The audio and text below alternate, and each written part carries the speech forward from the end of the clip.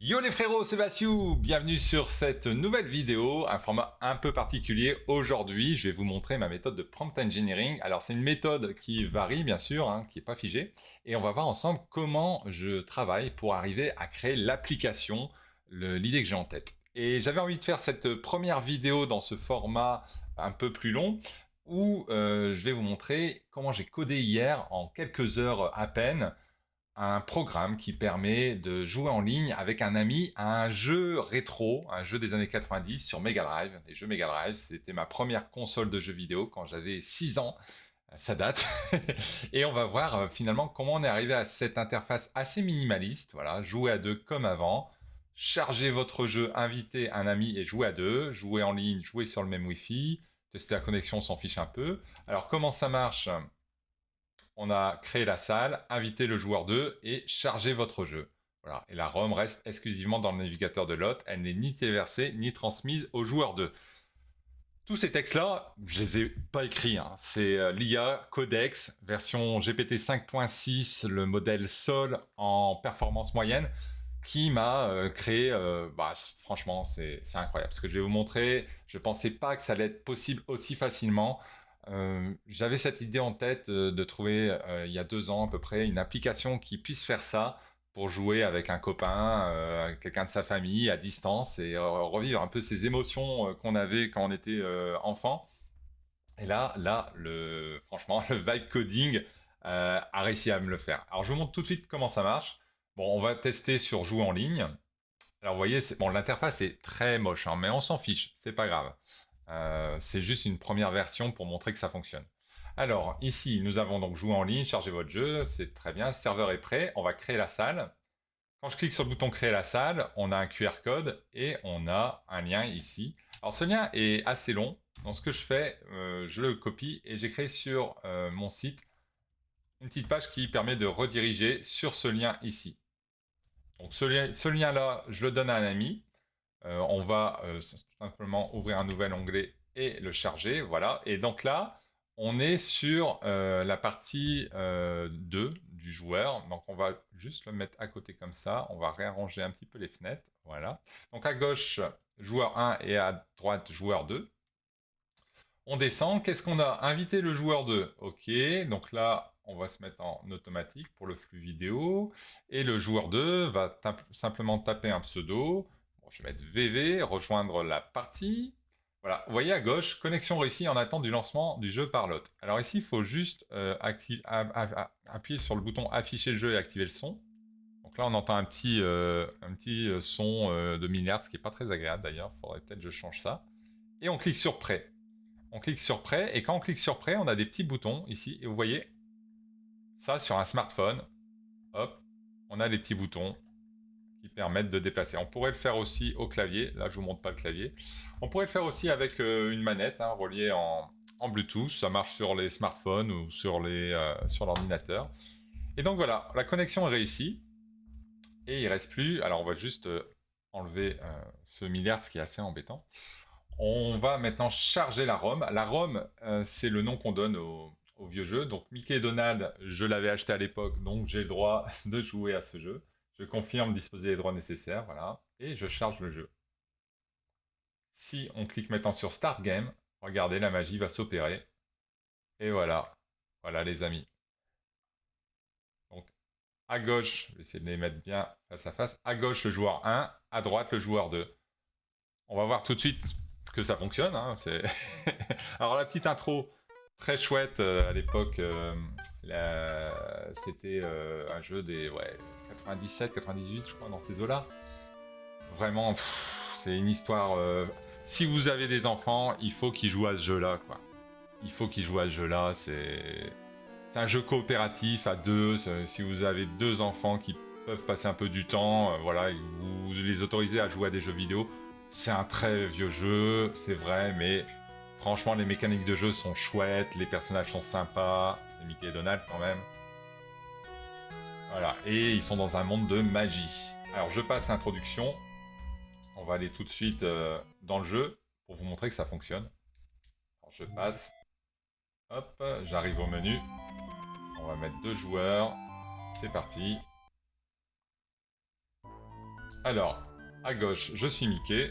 Voilà, je peux sauter, je peux, hop, avec les ennemis comme ça, je peux courir. Je peux aussi faire, voilà, ramper. Un peu toutes les actions. Et c'est un jeu coopératif, des fois ils vont devoir s'entraider. Et à droite, regardez, alors je le fais ici avec les souris. Je peux le faire comme ça. Alors, je vais le faire au clavier parce que les actions à la souris, appuyer sur 2 boutons en même temps, c'est pas possible. Alors regardez, c'est marrant, si Mickey se prend la cape de Donald, hop, et on a l'impression qu'il perd une vie, mais non, pas du tout. Donc voilà, c'est vraiment très chouette. Un jeu qui a bercé mon enfance. Là, je viens de transformer un ennemi, on le voit pas, mais je viens de transformer un ennemi en fleur. Bref, je passe là-dessus, c'est pas le sujet. J'aurais envie d'y jouer, mais à deux, c'est plus sympa. on va arrêter le jeu. Et on va revenir à la méthode sur comment j'ai fait pour arriver à ça. Alors, tout d'abord, j'ai 2 licences. J'en ai une à Gemini, j'ai un compte Google Pro, et j'ai une licence aussi à ChatGPT Pro. Là, pour la première fois, j'avais envie de demander à Gemini juste son avis. Je sais pas pourquoi, j'étais dans l'interface Gemini, me demandez pas pourquoi, je fais jamais ça. Et là, je lui ai écrit tout simplement, mon rêve serait de créer une interface web avec l'IA permettant de parler au micro avec un autre joueur. Ah oui, parce que je vous l'ai pas dit, on peut parler au micro également. Ça fonctionne au micro. Je vous le montre, c'est tout en bas. En fait, tout en bas, il y a un bouton activer le micro, voilà, maintenir pour tester, on n'est pas obligé de maintenir, et ça marche très bien aussi. Donc ça, j'ai déjà réussi à le faire sur un jeu d'échecs que j'ai codé, ça c'était ma première vidéo. Et oui, j'arrivais à mettre le mode vocal, donc ça c'était sympa. Et de pouvoir charger une ROM d'un jeu multijoueur de Mega Drive, les jeux coop à 2 joueurs comme Mickey et Donald justement, et que ça fonctionne sur PC et Mac. Et j'ai oublié de lui dire même et sur smartphone. Penses-tu que cela est réalisable? Donc là, il m'a dit ouais, c'est carrément génial, il est sympa Gemini. Hein. Et spoiler, oui, c'est totalement réalisable. Franchement, j'étais sceptique quand même. Hein. Alors il me dit que voilà, j'ai quand même déjà fait une bonne partie du chemin puisque j'ai déjà fait un chat vocal, donc je sais héberger sur un serveur en ligne qui s'appelle Render, qui permet justement d'héberger en mode serveur et donc d'avoir de l'interaction, pas comme une page web statique. Et donc voilà, il me fait 3 piliers, l'émulation dans le navigateur, NetPlay, bon voilà, on comprend pas tout très bien, et la compatibilité PC Mac, voilà, le plus gros défi, bon c'est un peu technique, il parle de choses qui me parlent pas trop, le rollback netcode, voilà, bon, jargon je m'en fiche, hein, je lui demande pas de m'expliquer. Alors comment l'IA peut m'aider? Ok, elle va me créer l'interface, établir la connexion, faire la passerelle, d'accord, très bien. Est-ce que la ROM du jeu, là je lui demande, est directement sur le site, possédée et chargée par l'un des 2 joueurs ou chargée par les 2 joueurs? Et là il me dit, il me répond que 3 options. Et là c'est là que c'est important en fait. Il me dit option 1, la ROM est directement sur ton site, à éviter. Ah oui, parce qu'en fait pour des droits d'auteur, on ne peut pas héberger des jeux en ligne. Même si c'est des jeux qui ont une vingtaine, trentaine d'années, il y a encore le droit d'auteur qui joue là-dessus, et Disney serait pas content. Option 2, les 2 joueurs doivent charger la même ROM, le plus robuste. Alors ça, c'est vrai que c'est robuste, mais c'est pas terrible, parce que il faut être sûr que l'autre joueur, il ait la même ROM, le même fichier.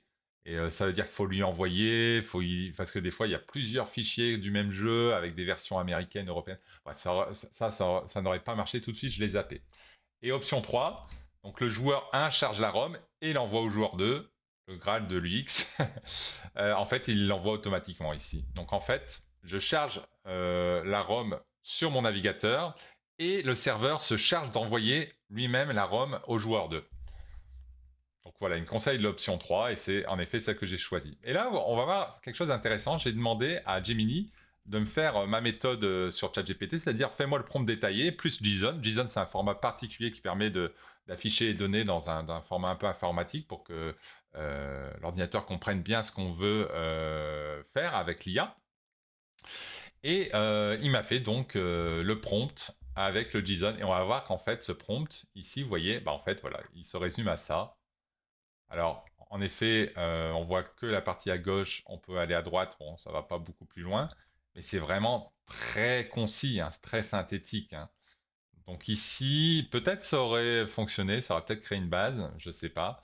avec le JSON à coller, qui est aussi, vous voyez, vraiment très très minimaliste.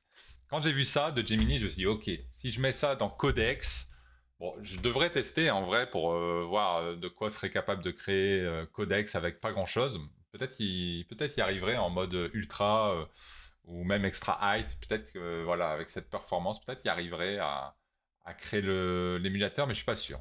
Donc ce que j'ai fait, j'ai repris tout ça.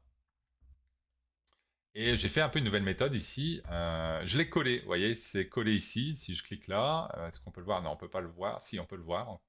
On devrait voir.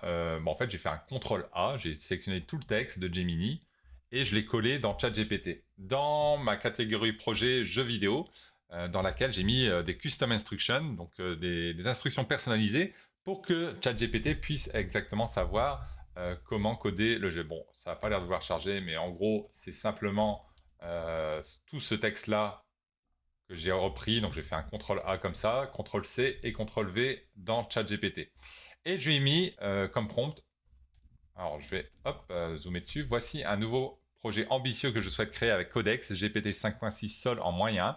J'ai expliqué à Gemini le projet, voici les échanges, je veux que tu analyses tout ceci, puis que tu me crées le prompt détaillé avec le JSON. Ça, c'est un peu ma formule magique. Crée-moi le prompt détaillé avec le JSON pour créer l'application et qu'elle puisse fonctionner du premier coup en l'hébergeant sur Render. Alors, donc il m'a fait une réponse et il me dit que la proposition initiale est trop optimiste sur plusieurs points importants. Donc déjà, quand j'ai lu ça, j'étais un peu ouais. ChatGPT, il a compris que c'était un projet compliqué. Il était très pessimiste en fait sur la faisabilité du projet. Par rapport à la légalité aussi, ChatGPT, ils ont vraiment mis l'accent sur tout ce qui est loi, droit, faites attention à ne pas faire des choses illégales. Des fois, ça peut être un peu contraignant comme ici sur un projet où on veut juste héberger un jeu qu'on possède à la maison, un vieux jeu. Donc là, il me propose un prompt dans Codex.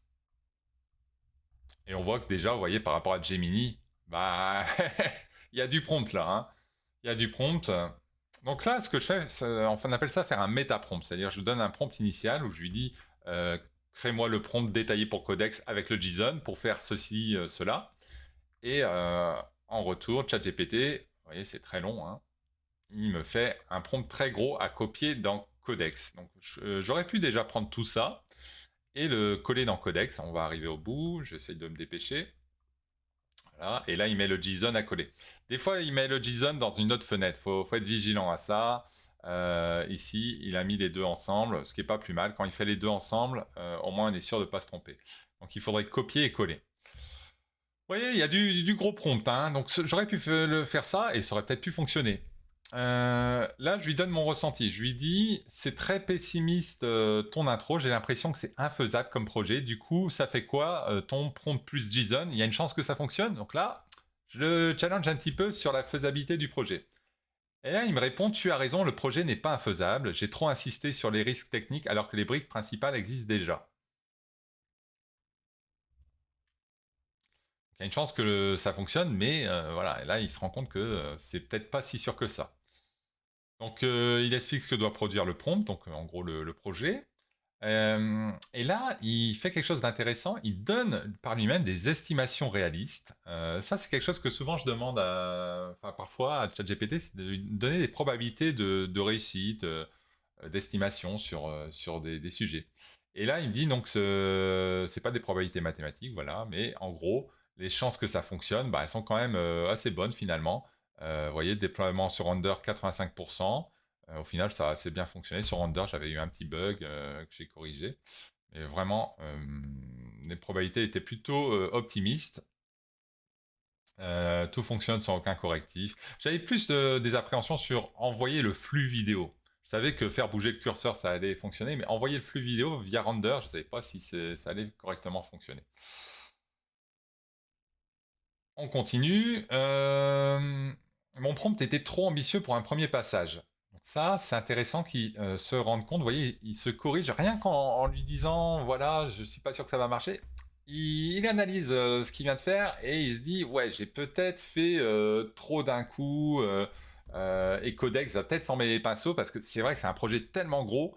Il y a la gestion des contrôles du jeu, envoyer la vidéo, le son, Mettre le mode vocal, là je l'avais pas demandé tout de suite je crois, mais voilà, il y a beaucoup de choses et c'est un risque que le projet marche pas bien. Ça je vous conseille quand vous faites un programme, une application, démarrer par une base pas trop forte, parce que il y a un risque que que ça fonctionne pas. Il vaut mieux démarrer par quelque chose de petit et augmenter les briques que de faire tout d'un coup.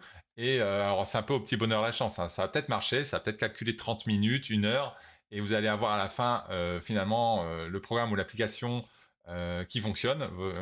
C'est pas garanti. Moi, je préfère démarrer par une grosse couche de base solide et et continuer ensuite avec des fonctionnalités.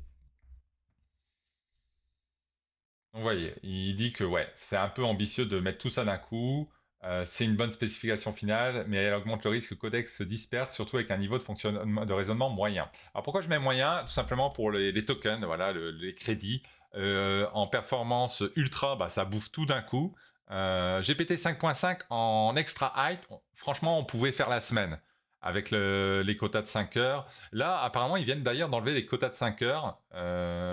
Donc, on avait un quota global par semaine à 100%, et on avait un autre quota à 100% sur une durée de 5 heures. Et en général, on arrivait à travailler les projets sur 5 heures, et au pire, ben, on revenait, il restait 1 heure ou 2 à attendre, et ça allait. Là, ils ont enlevé apparemment le quota hebdomadaire, j'ai vu ça hier, et il n'y a plus qu'un quota global, ce qui est pas plus mal.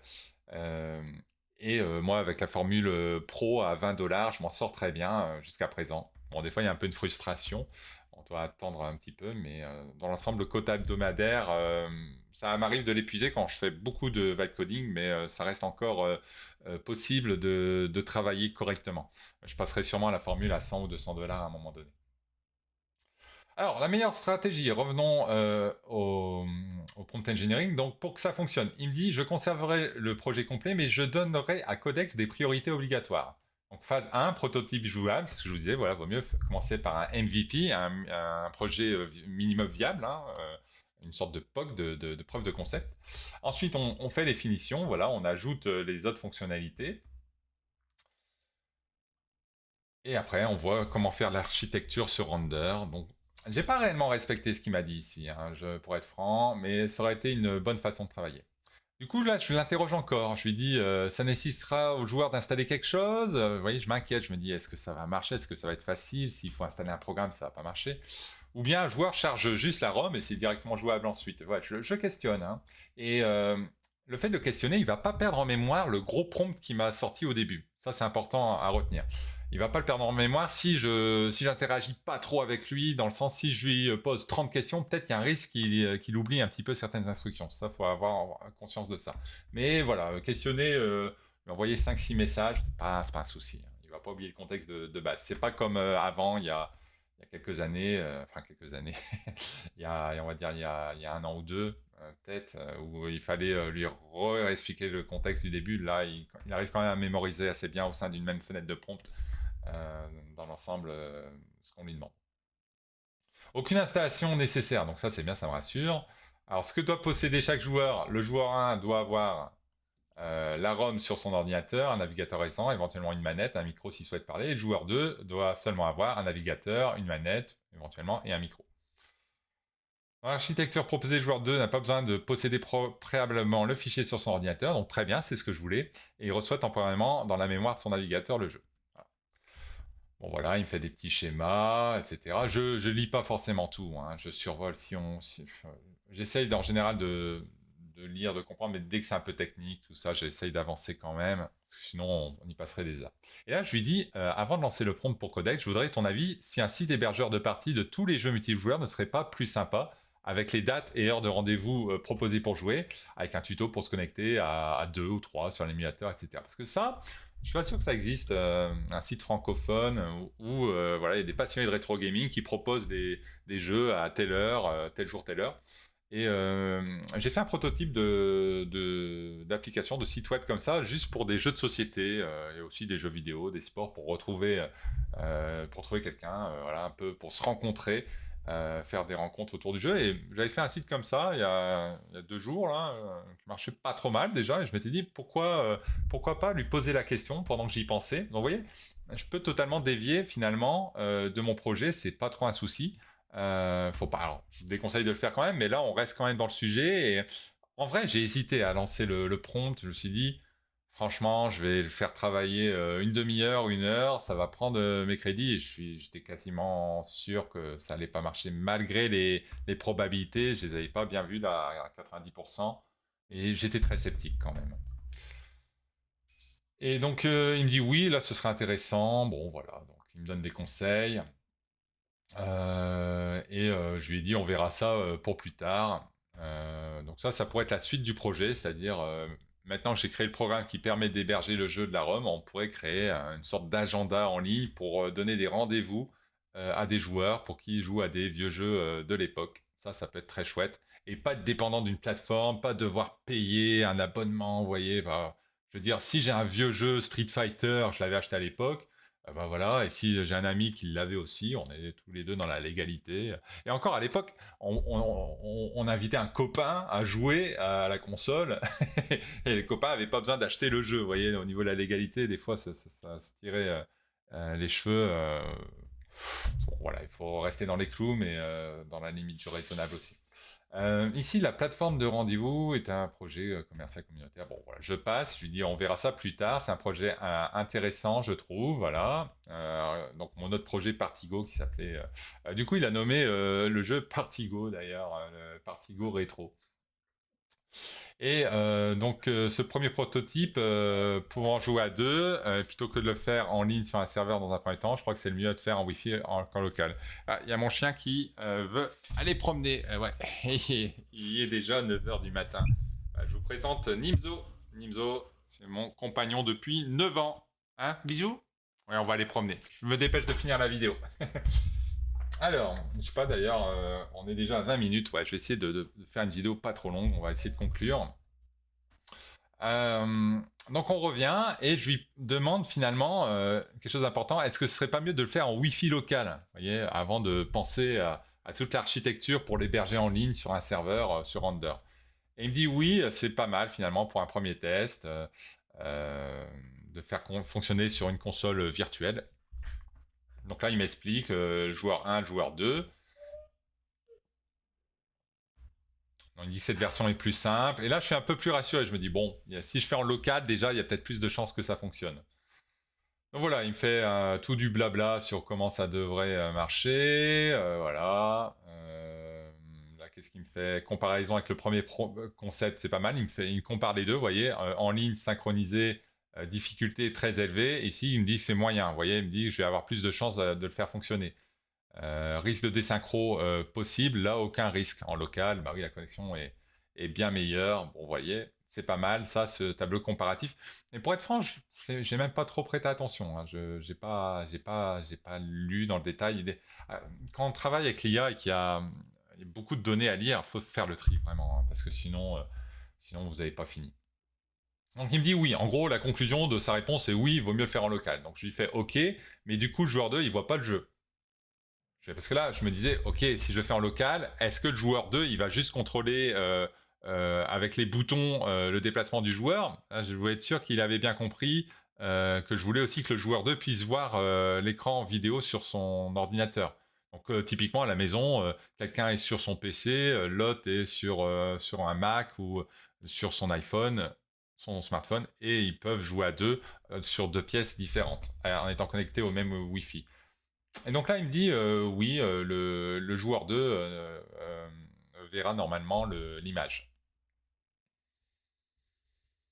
Donc concrètement, le jeu s'affiche dans une grande zone vidéo, le son du jeu est diffusé, il peut passer en plein écran, sa manette et son clavier contrôlent le personnage du joueur 2, il voit immédiatement les actions des deux joueurs. Bon bah très bien.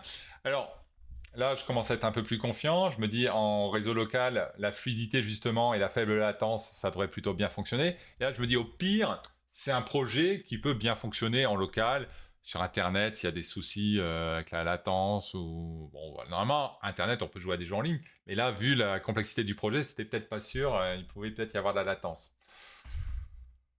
Donc, suite à tous ces échanges, je lui demande justement comment être sûr que la synchro entre l'envoi de la vidéo en stream et les actions du joueur 2 soit bien asynchrone aussi. Donc, vous voyez, je lui mets quand même, je lui pose beaucoup de questions. Hein. C'est un vrai brainstorming avec l'IA. Et ça lui permet aussi de se rendre compte finalement de un peu toutes les contraintes, voilà, de la latence de la vidéo, des boutons à appuyer, à transmettre, etc. Parce qu'en fait, moi je voulais pas que le joueur 2 appuie sur le saut et que le joueur 1 avance et reçoit le saut une seconde plus tard, par exemple. Vous voyez, et là, ça devient injouable.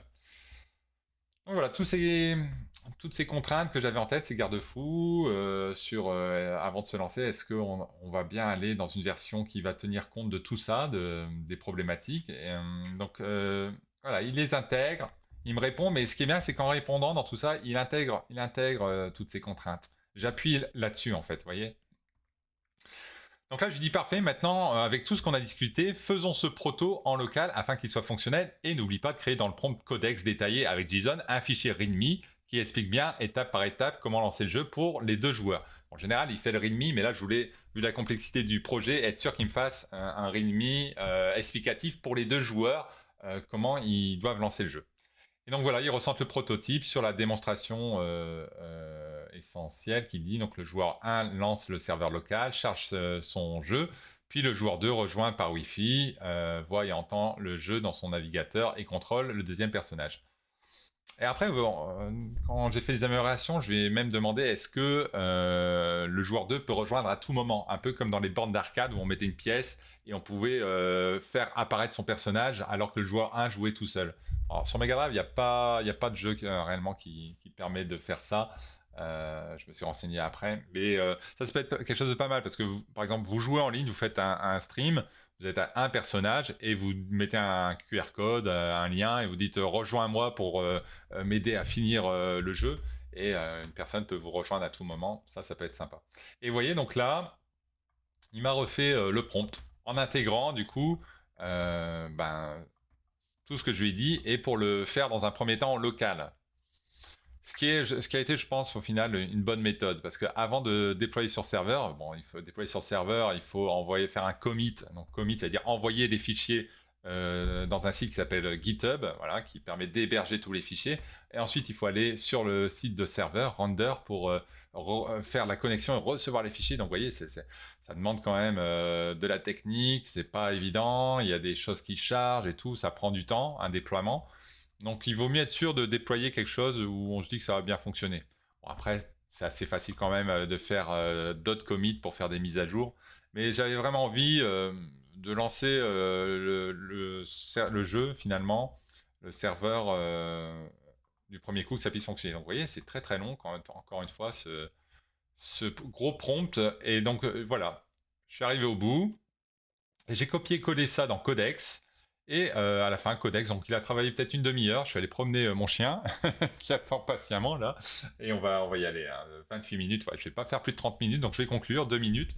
Donc voilà, une fois que j'ai fait ça dans Codex et que je suis revenu, finalement j'avais le README. Alors je sais pas si on va pouvoir le lire, le README ici. Ça, c'est un peu dommage. Des fois, quand on revient, là, ça marche, mais des fois, quand on revient quelques jours après, on peut plus voir les fichiers chargés. Voilà le README. Donc, il a expliqué un petit peu tout comment ça fonctionne en 20 étapes. Voilà, souvent, voilà, les commandes NPM classiques. Donc, c'est les commandes pour lancer le serveur. Et ça avait l'air plutôt bien expliqué. Voilà. Il suffisait de lire, entre guillemets. Mais en vrai, j'ai même pas trop lu le README, hein. C'est-à-dire, j'ai pris le README et je l'ai copié-collé dans ChatGPT, je crois, à un moment donné, pour lui demander. Oups, alors, attendez, je reviens. Hop. Ah, j'ai perdu l'accès. Bon, je ferai une petite coupe.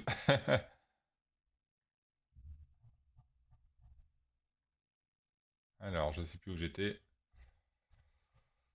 Hop, hop, hop, hop, hop. Si c'est pas trop long, je couperai pas. Voilà. Donc voilà. Et je lui dis donc je lui colle le README. Que me conseilles-tu de lui donner avant de tester? Donc voilà, on est à l'étape du test. Et en fait, je me pose la question est-ce que ça vaut le coup de déjà tester? Est-ce qu'il n'y a pas des choses à améliorer? Est-ce qu'il ne faudrait pas qu'il vérifie? Et là, ChatGPT me dit oui, la prochaine étape logique, c'est de lui fournir un ROM de test. Et donc voilà. Il m'explique ensuite comment mettre le fichier ROM. Bon, conclusion de ce projet. Dans un premier temps, Ça fonctionnait pour le joueur 1. J'arrivais à charger le jeu. Vraiment, j'étais épaté. J'arrivais à lancer le jeu. Par contre, le joueur 2, lui, fonctionnait juste pour les commandes. Il voyait pas le jeu. Donc, il a fallu améliorer. Dire, voilà, le joueur 2, il voit pas l'écran du joueur 1.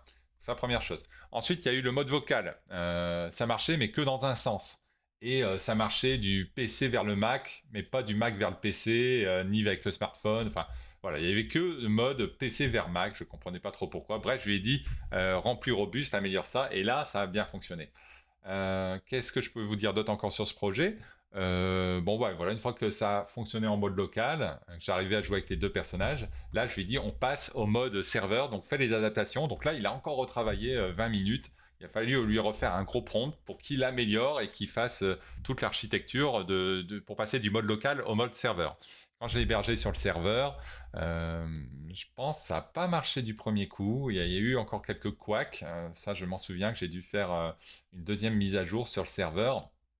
Je sais plus, qu'est-ce qui fonctionnait pas, peut-être l'écran vidéo s'affichait pas. Bon, voilà. Et vous voyez, donc c'est pas aussi magique que ça, mais en vrai, en quelques heures, hier après-midi, j'ai réussi à construire un truc assez incroyable finalement, pouvoir jouer en ligne sur un navigateur web.